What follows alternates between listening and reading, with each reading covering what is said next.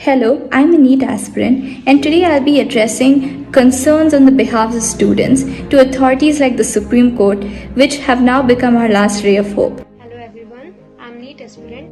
Hello, मेरा नाम आदित्य प्रताप सिंघाड़ा है। मैं राजस्थान के कोटा जिले से हूँ। मैं नीट एस्पिरेंट हूँ। To start with, I am a NEET aspirant. Hello friends, this is Aman from Bihar, Begusarai. So, the very first thing I'd like to say is that the NT is formulating a lot of SOPs which aren't working on ground reality. There is a lot of evidence on social media that the exams conducted so far, there is no sanitization, no thermal screening, or social distancing. Now, I would like to say one thing. NEET and JEE have 25 lakh aspirants all over India, including parents who will accompany their children to the exam center. They will travel hundreds of kilometers. They will have to arrange for an accommodation like a hotel, and it's not like a exam center is present in every district of India, and that's not practically possible too, right? Does this SOP guarantee that every student out of the 25 lakh is safe? Because if it doesn't, it does violate the right to life. Good morning sir, I am from Meerut. Sir, यहाँ के cases day by day बढ़ते ही जा रहे हैं। कल ही 2 case निकले हैं। मेरी खुद की कज़न को कोरोना पॉजिटिव है, जिसके कारण मेरी मम्मा अलाउ नहीं कर रही है कि मैं सितंबर में एग्ज़ाम दूँ। सर, बाय बर्थ मेरी इम्यूनिटी बहुत वीक है, और मेरे जैसे बहुत स्टूडेंट्स होंगे जिनकी इम्यूनिटी सीरियसली में बहुत वीक होगी, जिसके कारण उनके पेरेंट्स को अलाउ नहीं करे। सर, हम लोग ड्रॉपर हैं, हमारे को भी बहुत टेंशन है। सर, हम लोग मेंटली अभी फिट नहीं है। हमें पता है सर, आप पे भी बहुत प्रेशर है कि आपको एग्ज़ाम कराना है, बट सर एक बार हमारी साइड से सोचिए। हम लोगों ने पूरा 1 साल मेहनत किया, अब एक स्टेज पे आके अगर ऐसा हुआ कि हमारे को एग्ज़ाम नहीं दिया जाएगा या फिर हमारे पेरेंट्स नहीं अलाउ करेंगे, सर हम पे क्या बीतेगी। सर प्लीज़ एक बार इस बात का सोचिए सर। मास्क बोलते हो आप, मास्क 1 घंटे नहीं लगा सकते ढंग से। आप हमको बोल रहे हो कि पहले आप 3 घंटे लगाओ, उससे पहले 2 घंटे हमारी चेकिंग होगी, उससे पहले भी हमको लगा के आना पड़ेगा हमारी सेफ्टी के लिए, है ना। आप उस चीज के लिए बोल रहे हो, फिर बोलते हैं एसओपीस की बात हुई। एसओपीस का क्या हुआ? क्या हुआ? कर्नाटका में वही हाल है। 60 बच्चे वहां पर पॉजिटिव हैं। यूपी बीएड के एग्जाम में उसमें क्या हुआ? 38 बच्चे आगरा से पॉजिटिव हैं। आप बात कर रहे हो अमित शाह, है ना। वो एक मिनिस्टर है, वो मिनिस्टर हो करके भी पॉजिटिव हो सकते हैं। तो एक हम तो भी नॉर्मल बच्चे हैं, हम इंसान हैं, वो भी नॉर्मल, है ना। हमारे पास ना ही तो इतनी बड़ी बड़ी क्या बोलते हैं उसको सिक्योरिटीज है ना। और ये जो कमरों में बैठ के जो फैसला ये कर रहे हैं ना, मेरे को ये समझ में नहीं आ रहा। तुम एक दिन वहां पर बाहर जाकर आओ और देख। The current situation is one in which uncertainty about our health and safety in the exam hovers over us like a dark cloud. The COVID cases are increasing exponentially day by day, and now when the medical faculty says that the COVID-19 virus is airborne, which means if the exam is conducted at the said date, there lies a huge risk of community transmission. COVID-19 patients, even after getting treated, suffer from lung, heart, and brain impairments. Merely reading this sends chills down my spine. And the government wishes to send us, the students, to give exams in such a horrendous situation. I feel this is a breach to my fundamental right to live. Hello sir, मैं ये बताना चाहता हूँ कि मेरे शहर में, गोरखपुर से मैं बिलोंग करता हूँ, यहाँ पर कोविड की स्थिति बहुत ज़्यादा ही ख़राब है। मेरे अंकल की कल कोविड रिपोर्ट आई है जो कि पॉजिटिव है, और हमारे घर में मैं, मेरी मम्मी, मेरे पापा, मेरा भाई, मेरी दादी, ये सारे लोग अभी क्वारंटाइन हुए हैं। अभी हमारा मूवमेंट पूरी तरीके से बंद है सर। और अगर भगवान न करे कल को मुझे कोविड अगर होता है, तो मैं जिस रास्ते से जाऊंगा, जिस मोड ऑफ ट्रांसपोर्ट में सेंटर तक जाऊंगा, जिस व्यक्ति के साथ जाऊंगा, उसको भी कोरोना होने का चांस बहुत ज़्यादा है। जो व्यक्ति मुझसे इंटरेक्ट करेगा सेंटर पर, उसको भी कोरोना होने का चांस बहुत ज़्यादा है। सिर्फ मास्क और एसओपी इसको प्रिवेंट नहीं कर सकते। तो जो एजमेटिक पेशेंट्स है उनका क्या वो ये मास्क पहन के बैठ सकते हैं 3 घंटे के लिए, है ना, बिना इस मास्क को निकाले? व्हाट इफ उनको एक एजमेटिक अटैक आ जाता है, ठीक है, उस केस में क्या करोगे? उस केस में क्या कोई हेल्थ फैसिलिटी उनको प्रोवाइड करी जाएगी? उनके पेपर का क्या होगा? सेकेंड इंपॉर्टेंट पॉइंट, अगर कोई स्पेक्स पहन रहा है तो स्पेक्स पहनने वालों का प्रॉब्लम क्या होता है? जैसे अगर मैं यहाँ पर स्पेक्स पहन लूँ तो ये पूरा ऐसे फॉग्ड हो जाता है, ठीक है। मैं जैसे कुछ बात करूँ या फिर मैं सांस ले रहा हूँ तो ये पूरा फॉग हो जाता है। तो ऐसे फॉग स्पेक्स में क्या आप एक्सपेक्ट करते हो कि हम बार बार इसको क्लीन करते रहे और एग्ज़ाम के ऊपर फोकस ना करें। लास्ट ईयर भी एग्ज़ाम दिया था, इस ईयर उस लास्ट ईयर के कंपैरिजन में स्ट्रेस लेवल और ज़्यादा है, क्योंकि एग्ज़ाम का स्ट्रेस के साथ कोविड का एग्ज़ाम देते हुए कोविड पॉजिटिव ना हो जाए, क्योंकि हम सब मेडिकल कॉलेज जाना चाहते हैं as a doctor, but as a patient नहीं। इस सिचुएशन में मास्क पहन के 3 घंटे मतलब 1-2 घंटे पहले आपको एग्जामिनेशन हॉल में पहुंचना पड़ेगा, फिर 1-2-3 घंटे एग्जाम देना पड़ेगा, तो आप 5-6 घंटे कैसे एक समय मास्क पहन के रह सकते हो उसके, और मास्क उतारा भी तो आपके लिए और भी रिस्की होगा, क्योंकि मैं अस्थमा सफर करता था, तो मेरे लाइफ के लिए और भी रिस्की हो सकता है अगर मुझे इनकेस कोविड हो गया। मैं जब से कोविड हुआ है, मैं उस टाइम से मैं घर में हूँ, मैं बिल्कुल अभी तक आज तक बाहर भी नहीं निकल रहा हूँ, क्योंकि मुझे बहुत डर है इस बात का। आप 13 सितंबर पेपर करा रहे हैं, आपने मजाक रखा है क्या? WHO ने बोला है कि सितंबर में कोरोना पीक पे रहेगा इंडिया में, और आप पेपर करा रहे हैं। पेपर आप पोस्टपोन करिए। क्यों मैं ऐसा बोल रहा हूँ? मेरे घर के बगल में कोरोना पॉजिटिव पेशेंट है, और जहाँ से ट्रांसपोर्टेशन है वो भी पूरा ऑफ है। तो मेरे यहाँ से लखनऊ 200 किलोमीटर दूर है। बताइए मैं पेपर कैसे देने जाऊँ? ना ट्रांसपोर्ट चल रहा है, ना ट्रेन चल रहा है, ना बस चल रहा है, ना गाड़ी चल रही, कुछ नहीं चल रहा है। हाँ, मैं रामनगर उत्तराखंड में रहता हूँ, और मेरा जो सेंटर है वो देहरादून है। देहरादून यहाँ से 240 किलोमीटर्स दूर है, और रामनगर एक्चुअली उत्तराखंड का ही पार्ट है, देहरादून भी उत्तराखंड का ही पार्ट है, और हमें जो है रामनगर से हमें यूपी में एंटर करना पड़ता है और फिर दोबारा देहरादून में एंटर करना पड़ता है। अगर मैं एग्जामिनेशन देने जाऊँ तो मुझे देहरादून में यूपी से होते हुए एंटर करना पड़ेगा, और आप सबको पता है कि यूपी जो है वो काफ़ी कंटेमिनेटेड है इस टाइम पे, और अभी कोई ट्रांसपोर्ट फैसिलिटी वहाँ पे है नहीं जाने के लिए, तो मुझे मेरी प्राइवेट टैक्सी करनी पड़ेगी, और प्राइवेट टैक्सी की कॉस्ट ऑलमोस्ट 8,000 रुपीज़ है।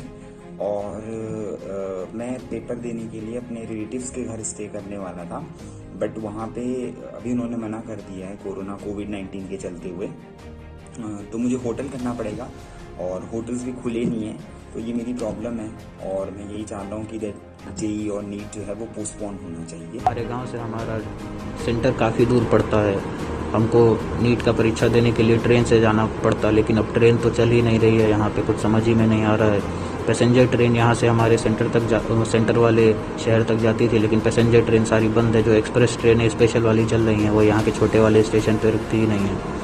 हम बहुत परेशान हैं। हमारे जैसे काफ़ी लोग हैं, हमारे जैसे काफ़ी छात्र छात्राएं हैं जो वहाँ नहीं पहुँच सकते हैं, और हमारा जो एरिया है वो पूरा कंटेनमेंट जोन है।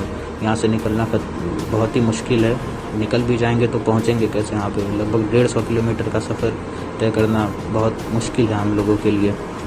हम क्या करें, हमें कुछ समझ में नहीं आ रहा है। ट्रांसपोर्टेशन की बहुत दिक्कत है, यहाँ बसें भी नहीं चल रही हैं, ना कोई सुविधा है वहाँ तक जाने की। और जो पेरेंट्स बच्चों को सपोर्ट कर रहे हैं, आप पैसे वाले हो, आपके पास इतना पैसा है, आप प्राइवेट व्हीकल से ट्रैवल कर सकते हो। जिनके पास नहीं है वो, उनका खर्चा क्या आप दोगे? अगर कोई कोरोना से संक्रमित हो जाता है तो क्या आप उसका बिल भरोगे हॉस्पिटल का? या किसी की डेथ हो जाती है तो आप रिस्पॉन्सिबल होगे?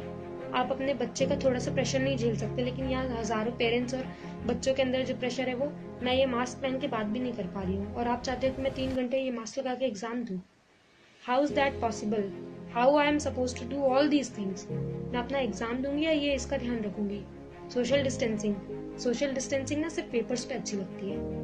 KCET का एग्जाम देख लो, बीएड का देख लो, कहीं सोशल डिस्टेंसिंग फॉलो नहीं हुई है। सर आपने न्यू पॉलिसीज़ बनाई हैं, हम लोग मानते हैं आपने भी हमारे लिए बहुत कुछ सोचा है, बट एज एन एग्जाम्पल आप KCET का एग्ज़ाम देख सकते हैं। वहाँ की हालत देख के हमारे पेरेंट्स ने तो बिल्कुल ही मना कर दिया है कि अब तो बिल्कुल नहीं जाना है एग्ज़ाम देने, क्योंकि हमारे अगर there is an comparison between the life and the exam, then मेरी मम्मा तो ऑफकोर्स मेरी लाइफ चूज़ करेंगी ना, और बहुत से बच्चों की मम्मा यही चूज़ करेंगी। आप देख सकते हैं सेंटर के अंदर आप कह सकते हैं कि सोशल डिस्टेंसिंग फॉलो होगी, बट सेंटर के बाहर आप क्या श्योरिटी दे सकते हैं कि सोशल डिस्टेंसिंग फॉलो होगी? बहुत से ऐसे पेरेंट्स होते हैं जो बच्चों को छोड़ने आते हैं। मेरे पेरेंट्स मेरे संग आएंगे, अब मेरे पेरेंट्स को अगर कुछ इन्फेक्शन हुआ वो लोग घर जाएंगे, घर पे जाके मेरे भाई बहन होंगे, उन्हें हो सकता है, पूरी सोसाइटी को हो सकता है। ऐसा तो है नहीं ना, एक बच्चे से उसके घर वालों को, वो घर वालों को, उसकी फैमिली को, उसकी सोसाइटी को, सर सबको हो सकता है। ये बड़े लेवल पे एग्ज़ाम होता है हमारा, ऐसा है नहीं कि एक बच्चे का है सर, इतने सारे बच्चों का है। उस बच्चों से फैमिली जुड़ी हुई है, उस फैमिली से सोसाइटी जुड़ी हुई है, सबका पूरा लॉस होगा सर। ऐसा है नहीं कि सिर्फ स्टूडेंट्स का लॉस है। सर प्लीज़ इस बारे में सोचिए। मैं अपने घर में अकेले इकलौता बेटा हूँ और सर मेरे मम्मी पापा सर थोड़े एजड हैं, ठीक है सर। मेरी सर उम्र अभी 20 साल हो चुकी है सर। वो मेरे हेल्थ को लेकर रिस्क नहीं लेना चाह रहे हैं और वो अभी मैंने उसको बोला भी है कि कहीं हो सकता है एग्ज़ाम होगा, तो वो ऐसे ही बोल रहे हैं कि नहीं तुमको एग्ज़ाम नहीं देने दिया जाएगा, मतलब वो रिस्क नहीं लेना चाहते हैं। तो मैं क्या करूँ सर, एग्ज़ाम छोड़ दूँ?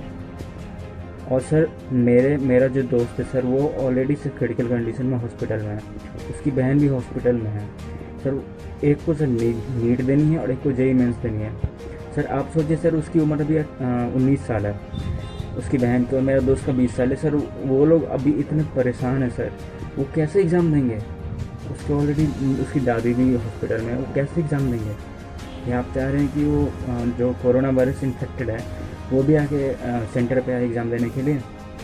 सर ये मत लीजिए risk sir, please. So they are talking कि एग्ज़ाम करवा दो कोविड में, क्योंकि गुजरात में जहाँ जहाँ पे उनको सेंटर्स हैं, मेन सेंटर्स, वहाँ पे ये कुछ अहमदाबाद, सूरत, वडोदरा, इन सब में एकदम हॉटस्पॉट बन रखे हैं, डेली के डेली बस्ट आउट हो रखा केसेस। एंड फिर भी वो बोल रहे हैं कि एग्ज़ाम करवा दो, क्योंकि हमारे बच्चे डिप्रेशन में जा रहे हैं। सो पहले तुम गुड सेट करवाओ ना अपना। गुजरात का जो स्टेट लेवल का एग्ज़ाम है वो तुमने पोस्टपोन कर दिया and you want need to be conducted, है ना। एंड क्या लगता है तुमको कि गुजरात में इतना सब इंफ्रास्ट्रक्चर डेवलपमेंट है तो तुमने कुछ नहीं देखा? घर पे बैठ के तुमको ये पता है पापा की कार से कोचिंग जाना है, पापा की कार से देख के आएंगे एग्ज़ाम, वो सब। नॉट एवरीवन्स पापा has their own car. And दूसरी बात, तुम डिप्रेशन की बात करते हो, उसको नहीं बोलते डिप्रेशन। घर से 100 150 किलोमीटर दूर बैठ के जब वो सड़े से मेस का खाना खा के 3 साल प्रिपरेशन करते हैं ना, एंड फिर उसके बाद क्या मिलता है? घर वाले आके बोलते हैं हम गांव के आदमी, हाँ ठीक है हमारे पास नहीं है कार। एंड घर वाले डरते भी, तो उनको इतना ही पता है ना कि अगर एग्ज़ाम सितंबर में हुई सो दे सेट मेरा कोई इशू नहीं है। बट मोस्टली बंदों ने बोला है कि यार हमको बोल रहे हैं कि एग्ज़ाम नहीं देने देंगे घर वाले। सो उसको क्या बोलोगे तुम? डिप्रेशन कि 3-4 साल उन्होंने प्रिपरेशन करी एंड जब एग्ज़ाम आई तो उनको बोल दिया कि नहीं देने देंगे घर वालों ने। सर आप हमारी ज़िंदगी को खतरे में नहीं डाल रहे हैं सर। हमारे साथ जो हमारे पेरेंट्स आएंगे, किसी को शुगर है, किसी को बीपी की बीमारी है, किसी को अस्थमा की बीमारी है सर, वो पेरेंट्स सेंटर्स के बाहर खड़े रह के हमारा वेट करते हैं सर। वहाँ पे भी पूरी भीड़ लग जाएगी, तो सर आप वहाँ पर कैसे सोशल डिस्टेंसिंग का पालन करवा पाएंगे? दूसरा क्वेश्चन सर, जब सर हम वहाँ पर किसी बच्चे को अगर कोविड पॉजिटिव है, उसको कोरोना की बीमारी है, तो सर आप ये कैसे आइडेंटिफाई करेंगे जो स्टूडेंट्स हमारे बीच बैठा है वो कोरोना पॉजिटिव, कोविड पॉजिटिव नहीं है? तब क्या पता वही कोविड पॉजिटिव बच्चे हमारे बीच बैठ के पेपर देगा। आप कह रहे हैं कि आप थर्मल स्क्रीनिंग करेंगे सर। थर्मल स्क्रीनिंग अगर वो बच्चा कोरोना जो कोविड की बीमारी है वो एग्ज़ाम से 2 घंटे 3 घंटे पहले PCM पैरास्टामोल खा के आ जाता है और उसका फीवर उतर जाता है सर, फिर आप थर्मल स्क्रीनिंग से कैसे पता लगा पाएंगे कि वो कोरोना पॉजिटिव है? सर वो हमारे बीच में बैठ के एग्ज़ाम देगा। तो दूसरा क्वेश्चन ये है कि सर जब गार्ड वहाँ पर जो चेकिंग करते हैं, स्टाफ होते हैं, वो हम लोग को एंट्री देने से पहले चेकिंग करते हैं सर। हम जब लास्ट एग्ज़ाम दिए थे तो उन्होंने चेकिंग की थी तो 1 ही 2 गार्ड होते हैं, वो सभी स्टूडेंट को चेक करते हैं, उनको पूरी पॉकेट चेक करते हैं, ऊपर शर्ट्स पैंट्स सर सबको बच्चे को टच करके पूरी तरीके से अच्छे तरीके से उसकी चेकिंग करते हैं कि कुछ सामान तो नहीं। तो सर वही 2 या 3 गार्ड जो होंगे वो पूरे बच्चे को चेक करेंगे, सभी बच्चों को टच करेंगे, तो सर इससे कोविड का नहीं फैलेगा। पिछले 6 दिनों से हम लगातार नीट और जेई की परीक्षाओं को लेकर ट्रेंड करवा रहे हैं ट्विटर पर यह ट्रेंड ज़्यादातर मीडिया वालों को नहीं दिखाई दे रहा है, ना ही सरकार तक यह बात पहुँच रही है।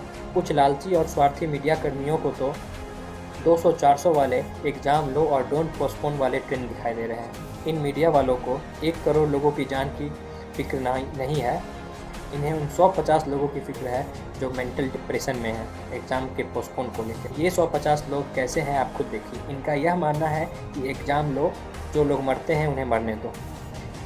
इन्हें इस बात से कोई फ़र्क नहीं पड़ता कि बिहार के 38 में से 16 जिले बाढ़ की चपेट में आ चुके हैं।